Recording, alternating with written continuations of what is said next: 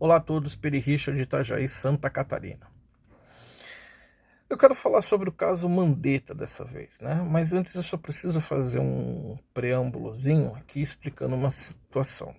Eu não me proponho a fazer um acompanhamento dos casos aos quais eu vou comentar de maneira on time, ou seja, na medida em que as coisas vão acontecendo, eu vou fazendo aquela abordagem. Essa não é a ideia que eu tenho aqui. Na realidade, os comentários que eu tenho feito aqui, dos vídeos que eu já tenho produzido, elaborado e publicado aqui, eles não seguem a ideia do que eu queria primordialmente, mas diante das circunstâncias e à medida que as coisas vão acontecendo, a gente vai fazendo algum tipo de abordagem.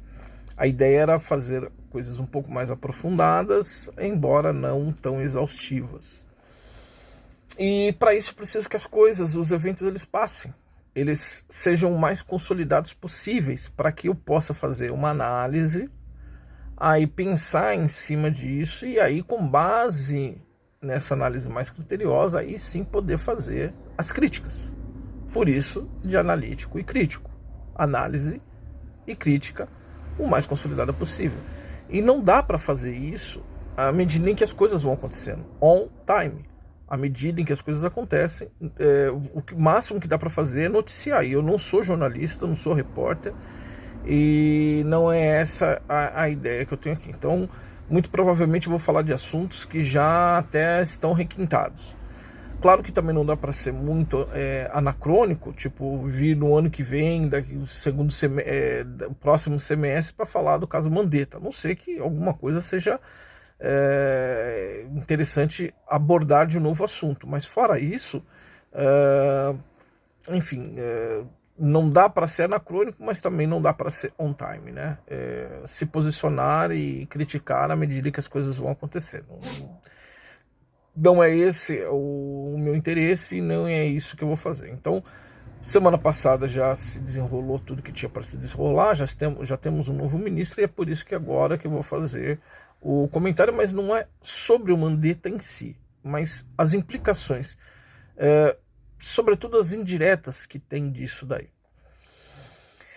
Mandetta, o caso Mandetta, desde a sua admissão, né, desde a sua contratação como ministro e até a sua exoneração na semana passada, ele é o tipo de erro que eu considero que, infelizmente, não deveria ocorrer. Bom, mas para deixar isso claro do porquê eu acho que esse erro não deveria ocorrer, erro nenhum deveria ocorrer na realidade, mas existem aqueles erros que a gente até consegue, de alguma maneira, desculpar, né? Perdoar porque verdadeiramente, e não que ele seja imperdoável e não se possa desculpar esse erro. A questão é que deveria sim nem ter acontecido. Essa é a verdade. Mas Mandetta é só mais um desses erros que não deveriam acontecer. E não o único, mas por enquanto um dos últimos, por assim dizer. Tá, mas a gente precisa de algo para poder dar uma comparação para vocês entenderem entre um erro que é possível de ser excusável e para mostrar que esse erro da contratação e até a demissão do Mandetta não é tão excusável assim.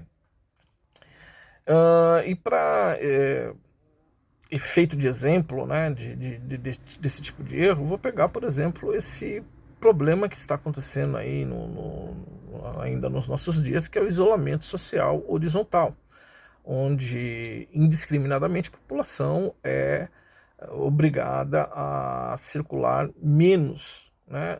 Não totalmente, evidentemente, eles não, pelo menos eu desconheço algum município de um dos mais de 5.500 municípios que existem no Brasil, que obrigue todo e qualquer munícipe a evitar sair de casa, pôr o pé no portão, do portão para fora, na calçada, ou o que quer que seja na rua. Eu desconheço uma realidade como essa. Mas evidentemente que aqui agora já não passa mais, mas até umas 2 semanas atrás estava passando carros de som da prefeitura, de alguns órgãos da prefeitura, isso também em outros lugares, aconselhando, solicitando e até mesmo meio que ordenando as pessoas a não saírem de casa senão sob extrema necessidade.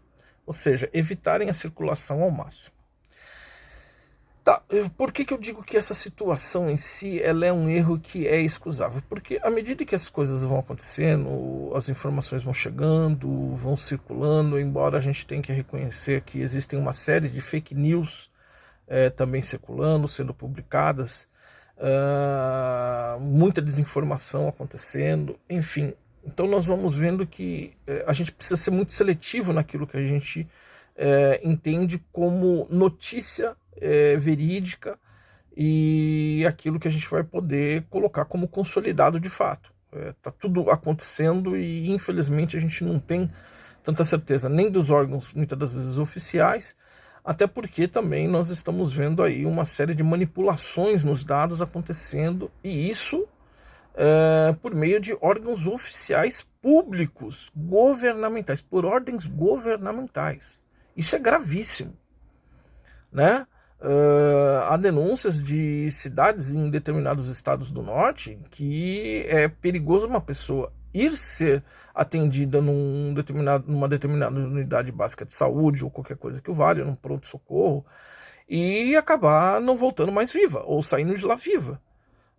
Porque corre-se o risco de que eles queiram inflar os números por conta de não só contágio, mas talvez até mesmo de morte por conta dessa doença tal do Covid-19. Então, diante de todo esse cenário, eu reconheço que nós fomos pegos meio que de surpresa, porque nós não só não estávamos esperando essa situação da forma como ela se apresentou, e justamente por conta disso é que essa medida, ainda que errada da forma como ela está sendo, porque a alternativa seria o isolamento social vertical, ou seja, apenas aos grupos de risco, né? Enfim, como ela não está se dando da maneira mais adequada, por assim dizer, eu entendo que ela como um todo está sendo conduzida errada. Mas ainda é compreensível esse erro e é possível de se excusar, desde que isso não se prolongue por mais tempo. Bom, isso foi a superfície de contraste para voltar para o caso do Mandetta e por que ele não é tão excusável assim, né? Tão perdoável assim, embora não seja imperdoável, volto a dizer aqui. É porque nasceu da deliberação, não que a questão do isolamento social horizontal não tenha sido deliberado. O que eu estou falando assim, ele nasce de uma deliberação não forçada e nem manipulada, por exemplo, de Jair Bolsonaro.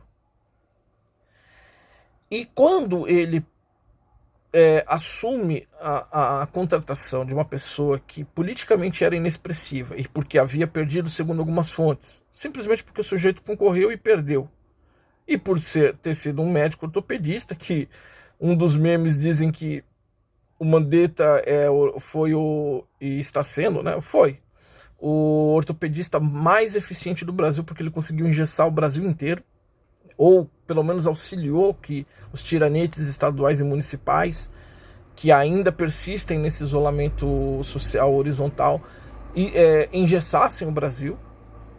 E é justamente isso, esses efeitos diretos e sobretudo os indiretos da contratação, manutenção, até a demissão do ex-ministro. Mandetta, da forma que saiu, e ele forçou muito a barra, né, a cartada final foi aquela famigerada entrevista lá no Fantástico, lá do Palácio, lá do governo goiano, né, que ele está mancomunado lá com o Ronaldo Caiado. Foi um troféu ele ter sido demitido.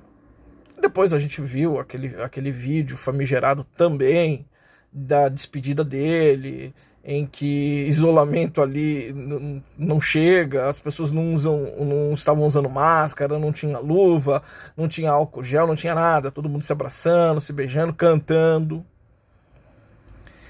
Então é o tipo de erro que eu considero, claro, daria para falar muito mais coisas, mas eu considero esse erro quase que imperdoável, porque isso tem que parar. Bolsonaro não tem o direito de continuar